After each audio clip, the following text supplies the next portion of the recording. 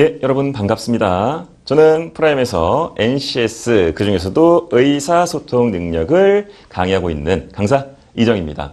오늘은 의사소통 능력에 대한 간단한 소개를 해드릴 거예요.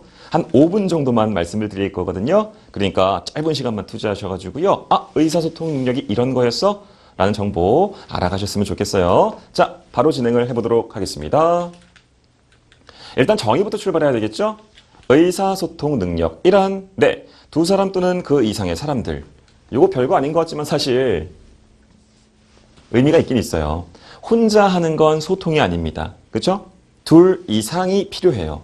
그러면 뭐 당연한 얘기를 하고 있어. 이렇게 받아들이실 게 아니라요. 여기서 말하는 발화자 있죠? 그리고 청자. 이들이 주고받는 메시지를 확인하는 게 의사소통 능력이군. 이라는 걸 확인하는 게 중요한 겁니다. 그렇죠? 왜냐면 발화자에게 뭐가 있죠? 발화 목적이라는 게 존재해요. 그리고 청자도요. 내가 이걸 왜 듣는지 듣는 목적이라는 게 존재하거든요. 그래야만 상대방의 목적 확인해서 잘 들을 수도 있고 잘 말할 수도 있는 겁니다. 맞나요? 어쨌든 그런 것들을 체크하는 게 의사소통 능력이다라는 얘기를 하고 있고요. 자, 그 다음입니다. 아이고, 바로 넘어갔네요. 의사소통의 도구와 목적인데 요거는 강의 때 좀 더 자세히 설명드릴 수 있을 것 같지만 정말 간단하게만 소개를 해드릴게요. 음성언어와 문자언어라는 게 있습니다. 제가 지금 말로 전달드리는 건 음성언어고요. 문자언어라는 건 글로 작성된 걸 얘기하는 거죠. 둘 다 공통적으로 적용되는 게 하나 있습니다. 하나는 표현 영역이라는 거고요. 또 하나는 이해 영역이라는 거예요. 표현이라는 건 말하면서 글을 쓰면서 어떤 내용을 전달할 것인지 어떻게 표현할 것인지에 대한 내용을 담고 있고요. 이해 영역은 반대입니다. 어떻게 이해할 것인지. 근데 이게 그렇게 단순한 건 아닙니다. 조금 이따가 하위 영역 소개해드리면서 한 번 더 말씀을 드릴 건데 지금 우리는 일상생활 속에서 하고 있는 의사소통을 말하고 있는 건 아니에요. 업무 현장에서 하고 있는 의사소통을 말하는 거죠. 따라서 업무와 관련된 기본적인 개념 지식이 깔린 상태에서 표현이든 이해든 가능합니다. 물론 모두 다 그런 건 아니에요. 왜냐하면 업무 현장이라고 해도 일상적인 대인관계는 유지되고 있습니다. 맞죠? 우리가 항상 그래? 이 프로젝트는 어떻게 하는 건데? 이런 것만 얘기하는 건 아니잖아요. 커피 마셨어요? 이런 것들도 할 수 있는 거죠. 그리고 그런 것들조차도 전체 조직의 업무 효율성을 높일 수 있는 방안이 될 수 있습니다. 자, 그럼 정리해보죠. 음성언어와 문자언어를 이용해서 할 수 있는 모든 소통들 있죠? 그 소통들에 대한 걸 기본적으로 묻는다 라고 생각하시면 되겠어요. 그리고 이건 아까 잠깐 말씀드렸죠? 발화 목적. 예를 들면 업무 현장은 아니지만 이런 거 어떻습니까? 아빠하고 아들이 있어요. 근데 이 아들이요, 공부를 정말 안 해요. 해서 아빠가 내일이 시험입니다. 참고로. 내일이 시험인데도 아들이 컴퓨터 게임만 하고 있으니까 답답한 거예요. 그래서 문을 빼꼼히 열고선 아들에게 이렇게 얘기하죠.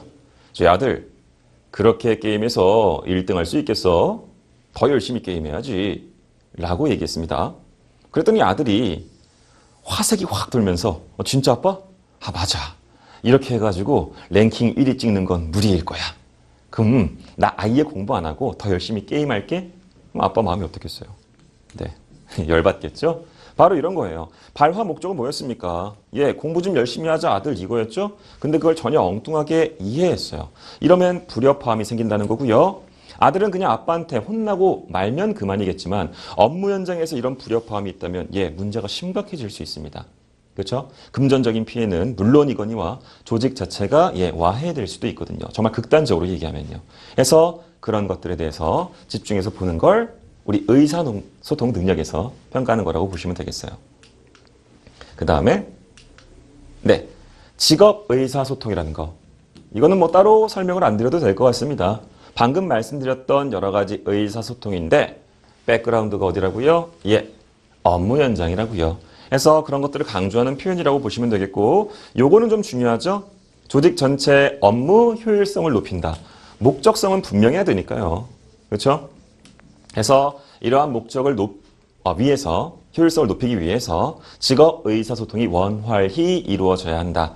뭐 이런 얘기고요. 하위 능력은 총 5가지인데 요거 있죠? 여기서부터 여기까지. 요거 앞서 봤던 거랑 똑같아요. 이렇게 나눌 수 있죠? 문서이해랑 문서 작성은 제가 아까 문자 언어에 대한 얘기 했던 거랑 똑같고요. 요건 음성 언어에 대한 얘기랑 똑같습니다. 세부적으로 볼 건 많지만 뭐 요거 하나 정도만 말씀을 드릴까요? 경청 능력 되게 중요해요. 대표적인 게 비언어적 표현 효과와 반언어적 표현 효과가 있거든요. 누군가가 어떤 내용을 전달했을 때 내가 당신 얘기를 잘 듣고 있다는 걸 뭐 예를 들면 눈을 마주치는 뭐 아이 컨택이라든지 아니면 고개를 막 이렇게 끄덕이는 행동이라든지 이런 것들을 통해서 보여줘야 된다 그거예요. 왜냐하면 한 사람이 얘기를 하고 있는데 듣는 사람이 계속 딴 데를 보고 있어요. 이렇게. 그러면 말하는 사람이 무슨 생각을 하죠? 얘가 내 얘기를 이해 못하나? 재미가 없나? 무슨 생각하지? 이런 생각 들면서 더 집중시키기 위해서 다른 내용들을 막 추가해서 집어넣을 수 있잖아요. 이건 모두에게 손해죠. 효율성이 떨어지잖아요. 그럼 일단 듣는 사람은 어떻게 들어야 한다? 잘 들어야 한다. 그럼 잘 듣는 방법은 뭔데? 아까 말씀드렸던 그런 것들이요. 물론 그건 가장 기본적인 것만 말씀드린 거고요. 세부적으로는 좀 더 많은 내용이 있습니다. 그래서 뭐 그런 것들을 보는 거라고 생각하시면 되겠고요. 요거는 뭐 당연한 얘기겠죠. 글로벌 시대니까요. 기초적인 외국어 능력도 여기서 함께 평가를 합니다. 하지만 걱정하실 필요는 없습니다. 왜요? 이건 문자 그대로 기초예요. 회화 능력을 요구하는 게 아니고요. 우리가 업무 현장에서 맞닥뜨릴 수 있는 여러 가지 기초적인 상황에서 활용할 수 있는 외국어. 여기에는 꼭 말만 포함되는 건 아니에요. 애티튜드라고 하죠. 여러 가지 행동들. 이런 행동을 하면 되고 이런 행동을 하면 안 되는 것들 있죠. 이런 것들도 다 보는 겁니다. 그래서 그렇게 어렵지는 않아요. 그래서 어쨌든 이런 것들을 싹 다 정리하는 게 의사소통 능력 파트라고 보시면 되겠습니다. 또 준비된 게 있냐고요? 짜잔, 아이고, 없어요. 언제나 마무리는 강의에서 뵙겠습니다. 요겁니다. 실제 강의에서는 정말 많은 내용들을 전달해 드릴 거예요. 기대 많이 해주시고요. 꼭 강의에서 뵀으면 합니다. 지금까지 소개 영상의 이정이었습니다.